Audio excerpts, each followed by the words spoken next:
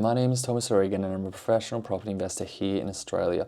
Now, when I started investing, or even before I started investing, I always had multiple bank accounts, and people, even bankers, thought this was strange that I had multiple bank accounts. But when I was starting to learn how to save and manage my money, it was very, very helpful. So this is for anyone that's looking to start saving or get into investing as a beginner. Now, I recommend obviously doing a budget, and from that budget categorize all your expenses.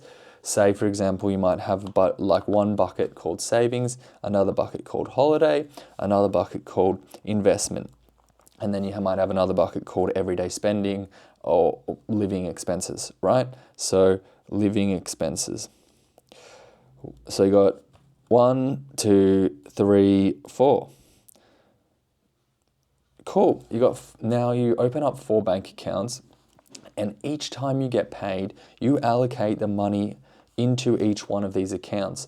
Obviously, to do that, you need to first of all go through your budget and figure out what you are spending on each one of these things, and you need to break down every one of your spendings into things like going out, having drinks with friends, tolls, fuel, savings.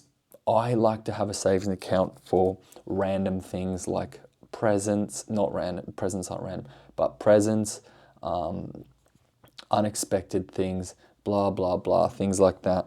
And then obviously your investing account would be also another form of savings account.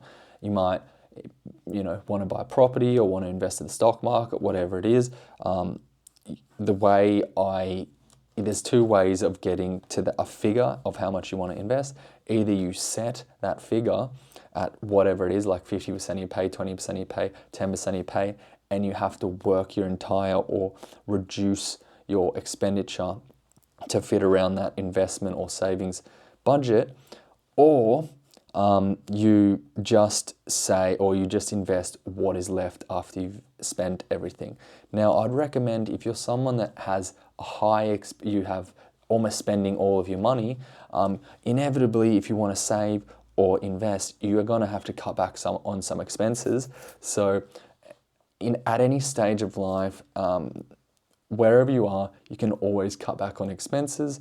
It's just going to be painful. It's almost like going to the gym and building muscle. You have to work at it to get good at it, and it's never easy, right? Some people that go to the gym, they love it, and other people go to the gym, they're still very big and muscly, but they don't actually enjoy it. It's hard, and that's kind of how it is when it comes to saving and investing. You have to put money aside. You don't really want to. You want to spend it on nice things. You can't. So that's how I work bank accounts to my advantage.